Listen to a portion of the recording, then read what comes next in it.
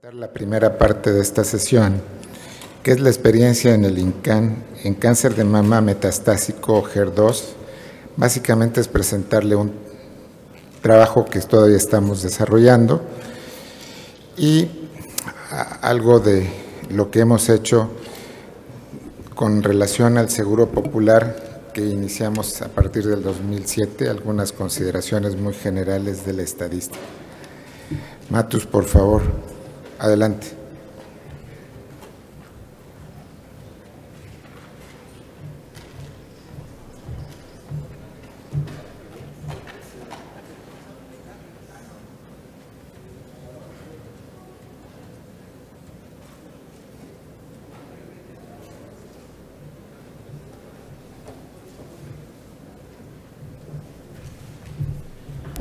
Gracias, buenas tardes por estar aquí a la hora de la comida.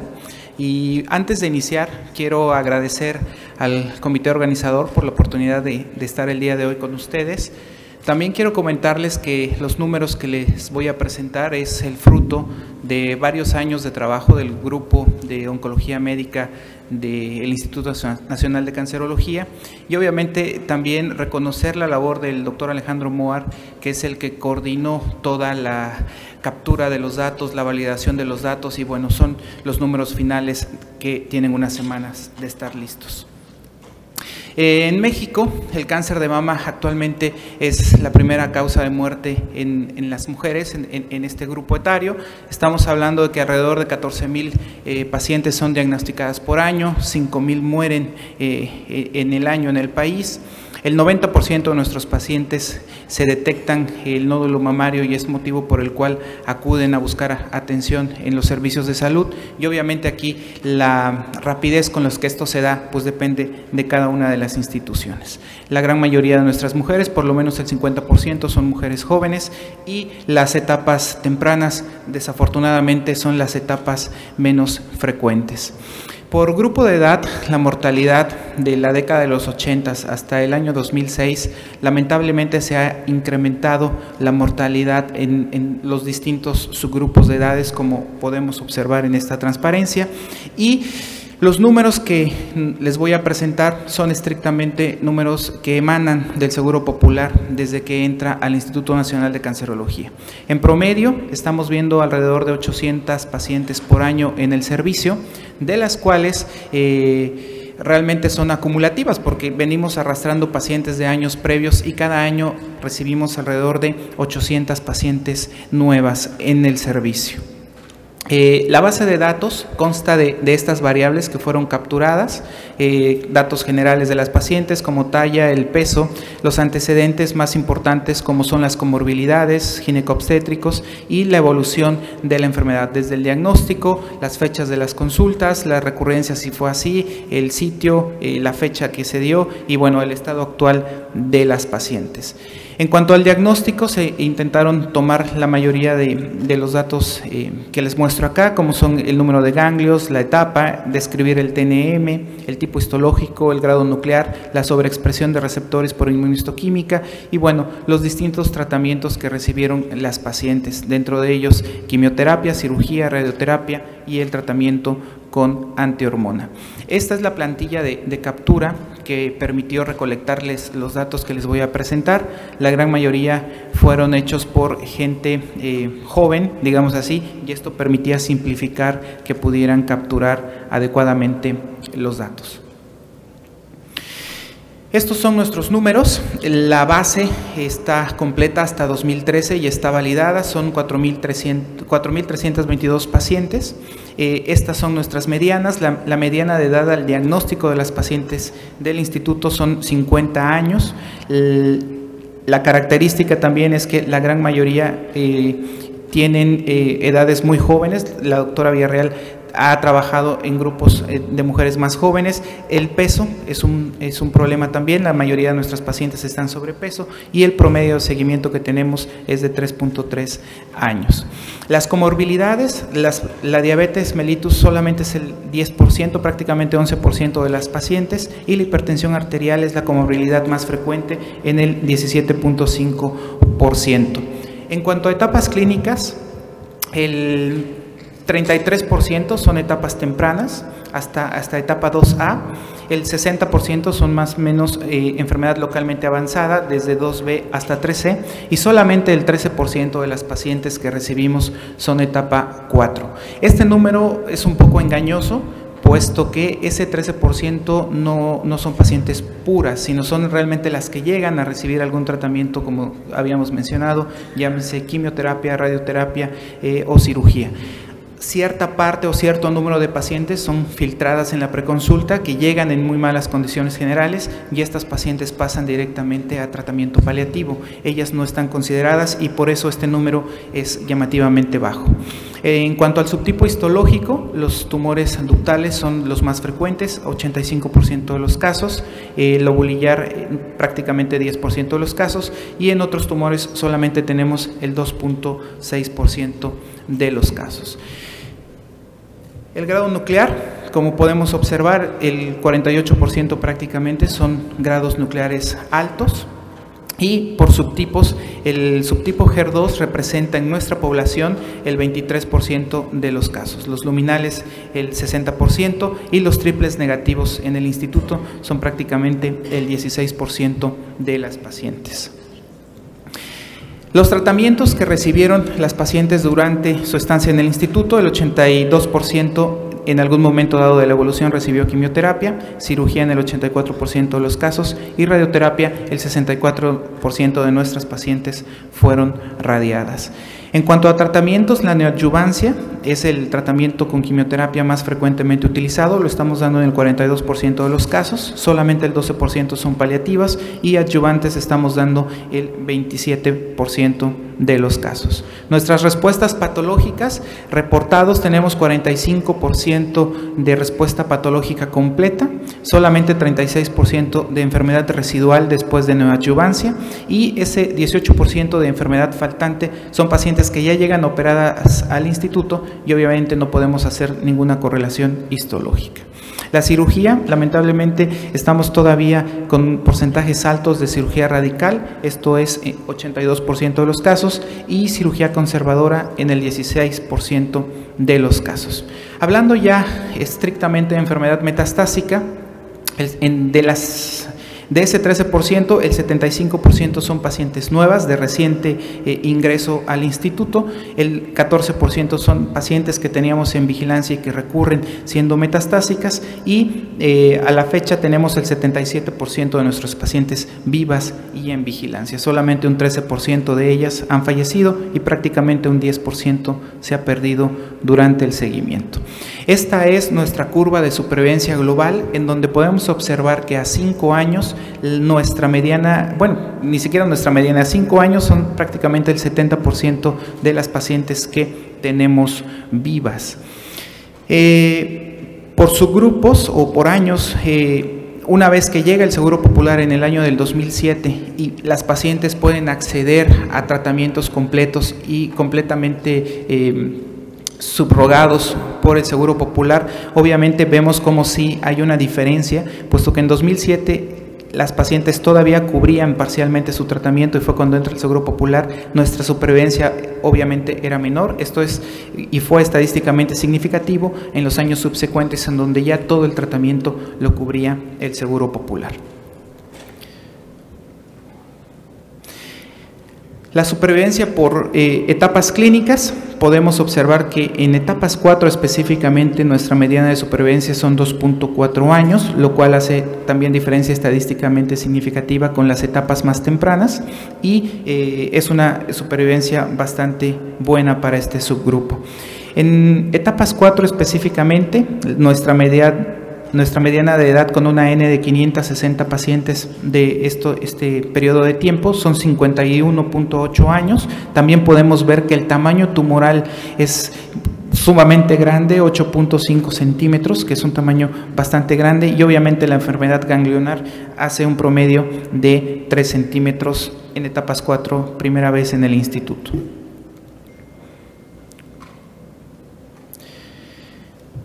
Por subtipos histológicos, esta gráfica es muy importante, puesto que nos muestra que las pacientes HER2 positiva, una vez que pudieron acceder al tratamiento con los anticuerpos monoclonales, pudimos equiparar la supervivencia a enfermedades hormonopositivas, y obviamente el subgrupo de triples negativos son los que peor supervivencia tienen, lo cual es bastante esperable por el subtipo biológico de los tumores. En el instituto, sin duda, conocemos y estamos de acuerdo, digamos, en general con lo que nos muestran las guías internacionales de tratamiento, esto es NCCN y las europeas, en donde en el momento actual sabemos pues que la primera línea en enfermedad HER2 positiva es la combinación de pertuzumab, trastuzumab con docetaxel, y en segunda línea el TDM1. Esto nos lo muestran las guías. Lamentablemente, pues no todo es color de rosa, puesto que el Seguro Popular no nos da acceso en forma pues amplia, digámoslo así, al pertuzumab ni al TDM1. Nuestro principal fármaco en estos casos obviamente es trastuzumab y lapatinib, que son las dos únicas opciones que tenemos para estas pacientes.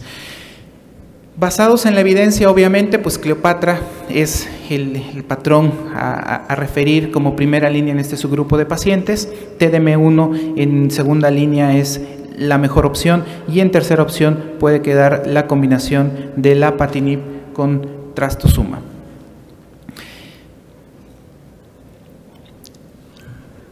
Vamos a revisar un poquito lo que fue Cleopatra, el cual los datos finales publicados en febrero de este año nos muestran una mediana de supervivencia libre de progresión de 18.7 meses en el brazo de la triple droga contra 12.4 meses en el brazo de estándar hasta ese momento, con la supervivencia global de 56.5 meses, que ha sido revolucionaria. En el instituto tenemos un estudio, fase 2, que fue una idea del doctor Lara y la doctora Villarreal que lo desarrollaron, y pues que también les costó mucho trabajo lograr la aprobación de los comités. Se tardaron aproximadamente 3 años para poderlo echar a andar y poder comenzar a incluir pacientes en este estudio, que es de iniciativa del servicio. Lamentablemente también se cruzó al mismo tiempo, cuando una vez que se logró su aprobación, estaba corriendo otro estudio, que es el PERUS, que es un estudio de seguridad en donde se daba la combinación PERTU-TRASTU-12, lo cual de alguna manera atrasó la inclusión de los pacientes, y por eso ha sido baja en los primeros años que estuvo abierto este estudio. El estudio que les presento es, nosotros lo conocemos como el protocolo de lapatinib, es un estudio fase 2, en el cual en cáncer de mama, HER2 positivo, primera línea, metastásico, les damos a las pacientes el tratamiento con docetaxel a 75 miligramos por metro cuadrado, les dábamos también lapatinib 750 miligramos vía oral todos los días en forma ininterrumpida, y se impregnaban con trastuzumab a 8 miligramos y se mantenían con trastuzumab a 6 miligramos por kilo. El periodo que se prescribía el docetaxel era a libre elección del investigador. Esto era de 6 a 8 ciclos dependiendo de la paciente y la respuesta, y posteriormente las pacientes se dejan en mantenimiento con lapatinib. Aquí se incrementa la dosis a 1000 miligramos al día y se mantiene también el trastuzumab hasta la progresión.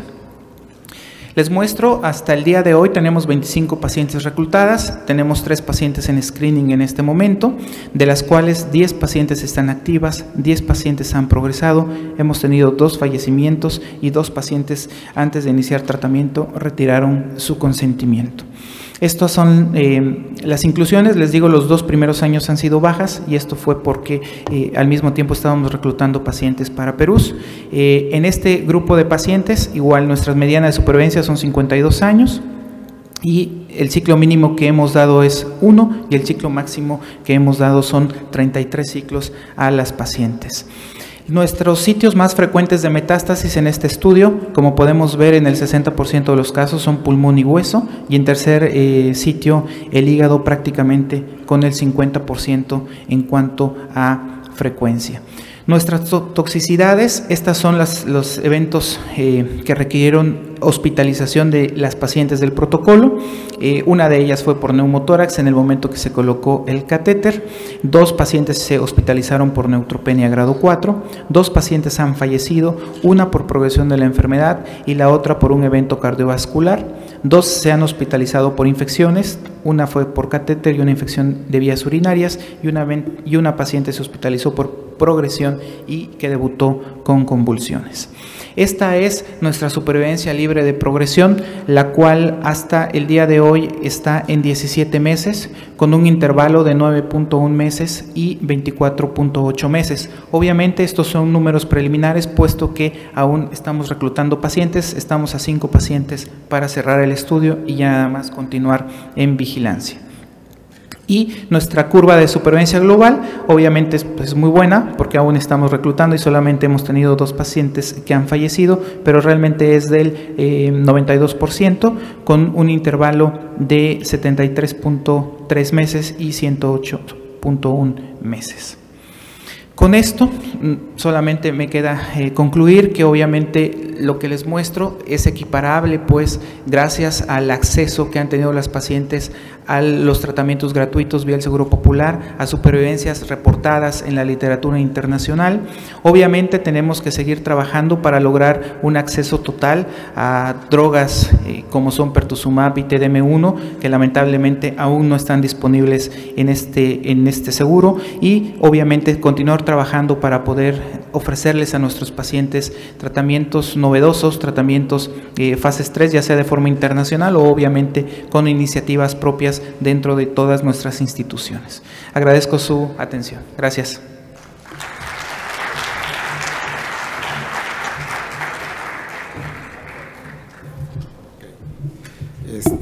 Como ven, esta es una pequeña experiencia. Creo que es muy importante que ustedes recibieran esta información.